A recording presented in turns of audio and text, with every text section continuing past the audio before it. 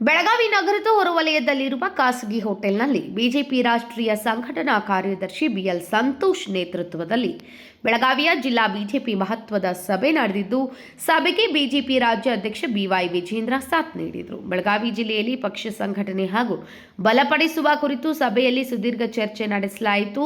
ಪಕ್ಷದ ಸಂಘಟನಾ ಬಲ, ಮುಂದಿನ ರಾಜಕೀಯ ಕಾರ್ಯತಂತ್ರ ಹಾಗೂ ಜಿಲ್ಲಾ ಮಟ್ಟದ ಚಟುವಟಿಕೆಗಳ ಕುರಿತು ನಾಯಕರಿಂದ ಅಭಿಪ್ರಾಯ ಸಂಗ್ರಹಿಸಲಾಯಿತು.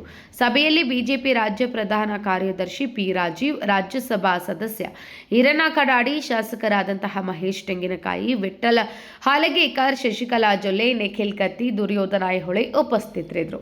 ಮಾಜಿ ಸಂಸದರಾದಂತಹ ಅಣ್ಣಾ ಸಾಹೇಬ್ ಜೊಲ್ಲೆ, ರಮೇಶ್ ಕತ್ತಿ ಹಾಗೂ ಮಾಜಿ ಶಾಸಕರಾದ ಅನಿಲ್ ಬೆನಕೆ, ಸುರೇಶ್ ಮಾರಿಹಾ, ಜಗದೀಶ್ ಮೆಟಗುಡ್, ವಿಐ ಪಾಟೀಲ್, ಮಹದೇವಪ್ಪ ಯಾದವಾಡ್, ಸಂಜಯ್ ಪಾಟೀಲ್, ಮಹಾಂತೇಶ್ ದೊಡ್ಡಗೌಡರ್, ಅರವಿಂದ್ ಪಾಟೀಲ್ ಸೇರಿದಂತೆ ಹಲವರು ಸಭೆಯಲ್ಲಿ ಭಾಗವಹಿಸಿದರು. ಆದರೆ ಈ ಸಭೆಗೆ ಸಂಸದ ಜಗದೀಶ್ ಶೆಟ್ಟರ್, ಶಾಸಕರಾದ ರಮೇಶ್ ಜಾರಕಿಹೊಳಿ ಹಾಗೂ ಬಾಲಚಂದ್ರ ಜಾರಕಿಹೊಳಿ ಗೈರಾಗಿದ್ದರು.